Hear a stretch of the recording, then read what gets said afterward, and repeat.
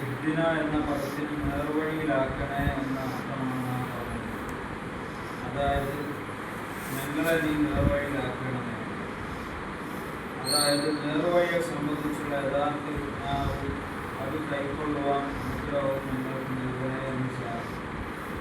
എത്ര അറിഞ്ഞാലും അത് കൈക്കൊള്ളുന്നതിന് അള്ളാഹുവിൽ നിന്നുള്ള അനുഗ്രഹം ലഭിക്കാൻ ഞാൻ യാതൊരു രക്ഷയുമില്ല. അതുകൊണ്ടാണ് ബാങ്ക് വിളിക്കുമ്പോൾ ഹിയാറസ് സ്വലാം എന്ന് കേട്ടാൽ ഇല്ലാതില്ല എന്ന് ചോദിച്ചു. അതിൻ്റെ സാരം നമസ്കരിക്കുവാൻ വരികയിൽ നിന്നാണല്ലോ പറഞ്ഞത്. വരാൻ ഞാൻ ആഗ്രഹിക്കുന്നു. അള്ളാഹു അനുഗ്രഹിക്കുക. അള്ളാഹു അനുഗ്രഹിക്കാതിരുന്നാൽ യാതൊരു രക്ഷയുമില്ല. ഇതുപോലെ എമ്പാടും വിഷയങ്ങൾ എടുത്തു പറയാനുണ്ട്. പക്ഷെ അങ്ങനെ പറയേണ്ട ആവശ്യമില്ല. എല്ലാവർക്കും സമ്മതമായിട്ടുള്ള വിഷയമാണ്. പൊതുവെ ലോകത്തിന് പറ്റിയ നാശം വിവരക്കേടല്ല, പ്രത്യേക വിവരത്തിന് എതിർ ചെയ്തതാണ്. മനുഷ്യർ അറിഞ്ഞതുപോലെ പ്രവർത്തിക്കുകയായിരുന്നെങ്കിൽ ഒരിക്കലും ഈ ദുനിയാവ് ഇത്ര മോശമായി പോവുകയില്ലായിരുന്നു. അറിഞ്ഞതിനെ എതിര് ചെയ്തിട്ടാണ് ലോകം ഇത്ര ദുഷിച്ചത്. കളവ് പറയൽ ശരിയല്ലെന്ന് അറിയാത്തവരുണ്ടോ? ലോകത്ത് ഏറ്റവും വലിയ ഉന്നതിയിലെത്തി എന്ന് പറയപ്പെടുന്ന ഒരു സമൂഹത്തിൻ്റെ മതം തന്നെ വഹിച്ചത് കളവ് പറച്ചിലാണ്. കളവെന്ന് മാത്രമല്ല, അവരുടെ അറിവിനെതിരുമാണ്. അതായത് അള്ളാഹു പത്നിയെ സ്വീകരിച്ചിട്ടില്ലെന്ന് അവർക്കറിയാവുന്നത്. അപ്പോൾ പിന്നെ യേശുവിനെ പറ്റി ദൈവപുത്രൻ എന്ന് പറയുന്നത് കളവല്ല. അങ്ങനെ പറഞ്ഞെങ്കിലേ ക്രിസ്ത്യാനിയായി അംഗീകരിക്കപ്പെടുകയുള്ളവല്ല.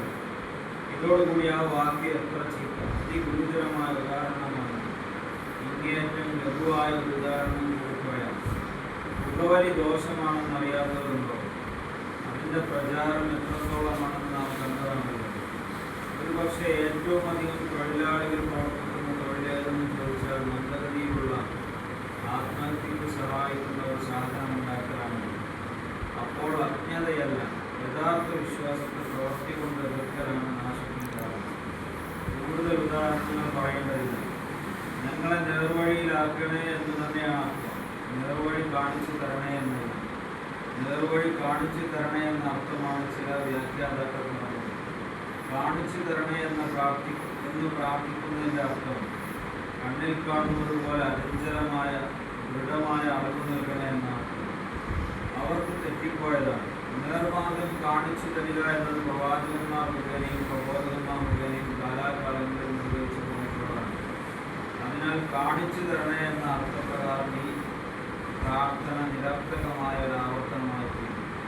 അപ്പോൾ ആ അർത്ഥം ഇവിടെ പറ്റുകയില്ലെന്ന് ഏതൊരാൾക്കും വ്യക്തമായി മനസ്സിലാക്കും. അതിനു പുറമെ അടുത്ത വാലിൽ തന്നെ